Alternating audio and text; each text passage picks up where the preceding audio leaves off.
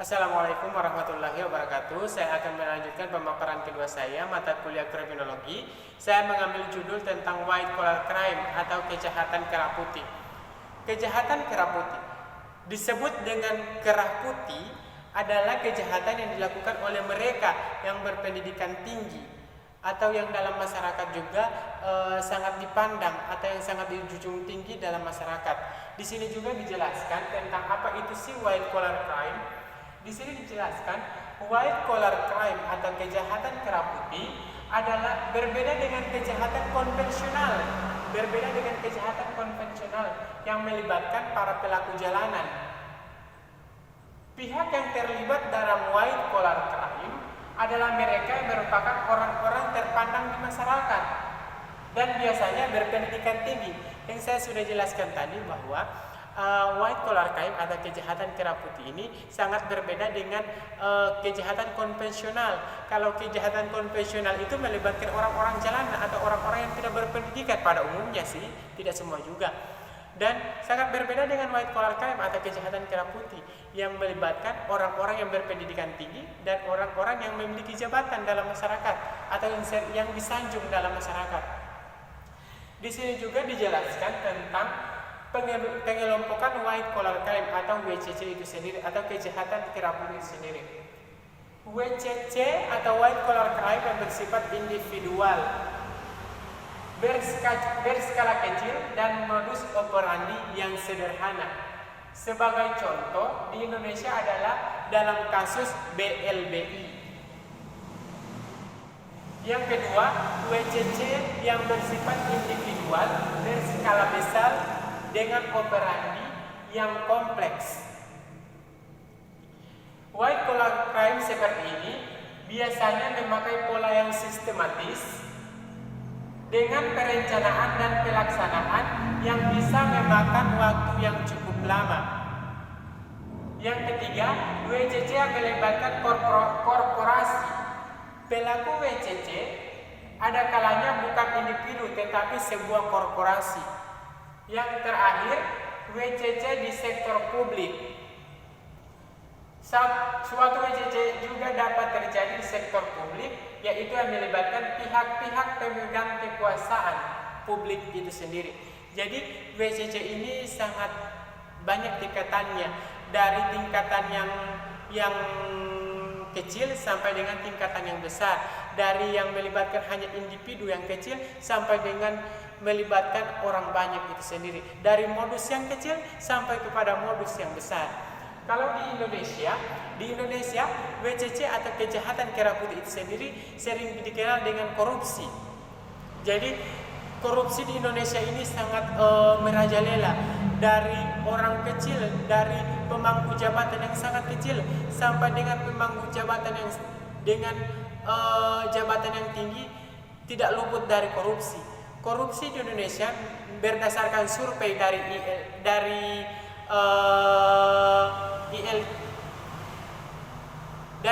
survei yang sangat banyak melakukan korupsi itu adalah anggota dewan itu sendiri. Jadi anggota dewan adalah wakil kita yang kita pilih untuk mewakili kita di parlemen. Sangat memalukan. Mereka adalah pelaku kejahatan kerah putih yang terbanyak menurut survei. Jadi sekarang juga kita sedang dalam masa pandemi.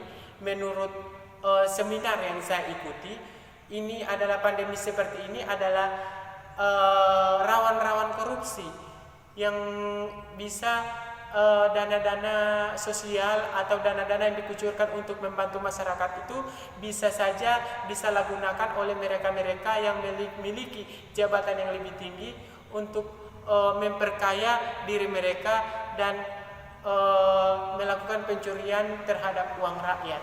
Jadi saya juga sangat prihatin dengan negara kita. Kenapa masih saja melakukan korupsi?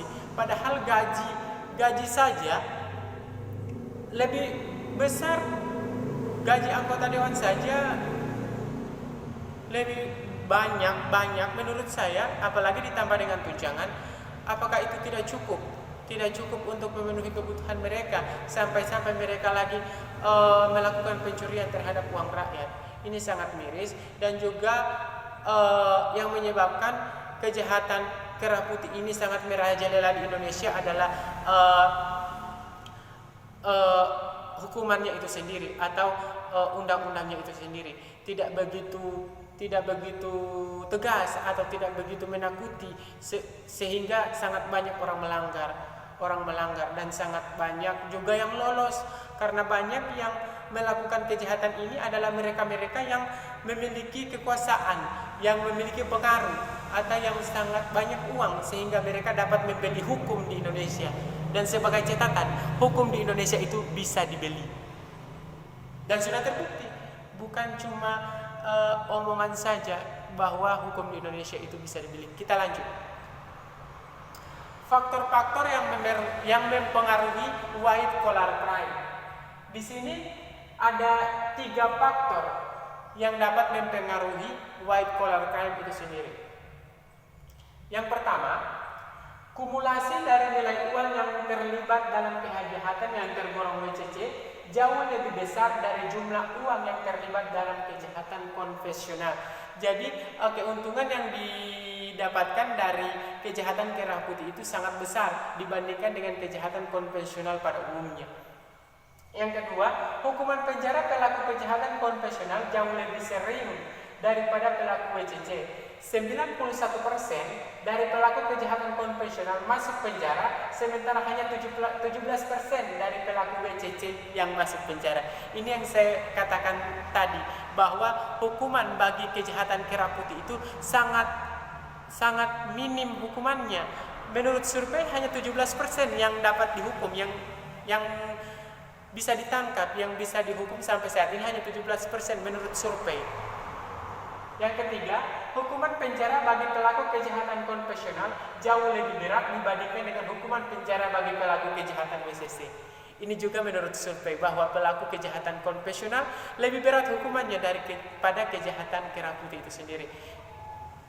Juga kita bisa lihat penempatan penjaranya pun sangat berbeda. Kalau korupsi ditempatkan dalam lapas tersendiri, kita lihat saja di lapas Sukamiskin. Di lapas Sukamiskin itu satu orang satu tahanan sel. Di dalamnya ada fasilitas yang mewah. Yang mewah sangat berbeda dengan kejahatan konvensional, sangat berbeda dengan penjara konvensional.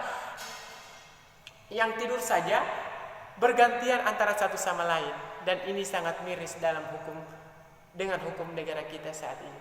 Kita lanjut. Karakteristik dari white collar crime atau kejahatan kera putih. Di sini ada 9 karakteristik dari WCC itu sendiri. Yang pertama, pelakunya adalah orang-orang terpandang yang termasuk ke dalam kelompok kelas menengah ke atas. Tidak ada yang menengah ke bawah, ke atas semua. Yang kedua, penggunaan teknologi canggih. Penggunaan teknologi canggih ini sering dilakukan oleh para pelaku kejahatan kera putih. Mereka kan dibekali dengan pendidikan yang sangat tinggi. Jadi untuk menggunakan teknologi tidak asing lagi untuk mereka. Jadi mereka sangat pandai untuk menggunakan teknologi untuk memuluskan rencana mereka. Lanjut, ketiga, penggunaan ilmu dan profesi yang canggih. Yaitu dengan menyewa lawyer atau pengacara yang terampil dalam menggunakan celah-celah hukum untuk menyelamatkan kliennya. Jadi ini sering kita lihat juga di Indonesia, para pelaku korupsi tidak ada yang ditangani oleh pengacara yang di bawah, yang kelasnya di bawah. Mereka ditangani oleh pengacara kelas atas. Ini sangat membantu mereka dalam menyelesaikan perkara mereka sehingga mereka tidak bisa ditahan. Lanjut. Perbuatan WCC dapat merupakan tindak pidana ataupun bukan merupakan tindak pidana. Perbuatan WCC dapat merupakan perbuatan yang dilakukan untuk kepentingan pribadi ataupun untuk kepentingan perusahaannya. Ini juga banyak dilakukan di Indonesia. WCC seringkali dapat ditutupi oleh prinsip dan kewajiban menjaga kerahasiaannya.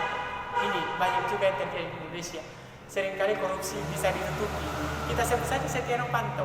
Dari kasus korupsi pertama dan kasus korupsi terakhir dia bisa ditangkap. Dia tidak bisa lagi menyembunyikan kebohongannya. Dia bisa ditangkap dalam korupsi kasus KTP elektronik. Kita bisa lihat dia bisa menutupi dari kejahatan pertama sampai dengan kejahatan keberapa, saya lupa sudah berapa kali melakukan korupsi Setia Novanto. Berikut, motif PJJ dapat merupakan upaya untuk mendapatkan uang ataupun jabatan tertentu. Ini juga sering terjadi. Ada mahar politik. Itu dilarang dalam negara Indonesia. Seringkali perbuatan PJJ bukan perbuatan yang sekali jadi, namun serangkaian perbuatan yang dilakukan serial dan bahkan terus-menerus membudaya. Dampak buruk yang PJJ biasanya berkaitan dengan aspek-aspek keuangan, kesehatan, keamanan dalam masyarakat. Jadi demikian penjelasan saya mengenai WCC ini. Kejahatan kera putih adalah kejahatan yang sangat luar biasa, yang sangat merugikan keuangan negara. Jadi kita harus menyelamatkan negara kita dari kejahatan kera putih. Kita harus memilih wakil-wakil rakyat yang tidak mungkin akan melakukan pencurian terhadap uang rakyat. Kita harus selektif dalam memilih mereka. Menurut survei, mereka adalah pelaku kejahatan korupsi yang terbanyak di Indonesia, para wakil rakyat kita. Kejahatan kera putih dilakukan oleh mereka yang memangku jabatan yang lebih rendah sampai dengan yang memangku jabatan yang lebih tinggi.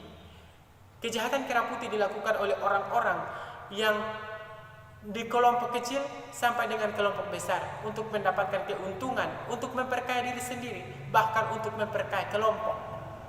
Jadi, jika masukan saya juga untuk ke pemerintah, benahi tata hukum kita. Hukum berat para pelaku kejahatan kera putih supaya mereka tidak akan mengulangi kejahatan mereka lagi. Karena kejahatan kera putih menurut survei adalah kejahatan yang berulang. Dan mereka melakukan kejahatan kera putih adalah mereka-mereka yang beruang. Dan mereka bisa lolos dari hukum yang menjerat mereka. Mereka bisa menyewa pengacara yang bisa melindungi mereka. Jadi, selamatkan negara kita, wahai pemerintah, dari orang-orang yang seperti ini. Bersihkan negara kita dari kejahatan kera putih sehingga kita bisa merdeka dengan seutuhnya. Demikian, wassalamualaikum warahmatullahi wabarakatuh.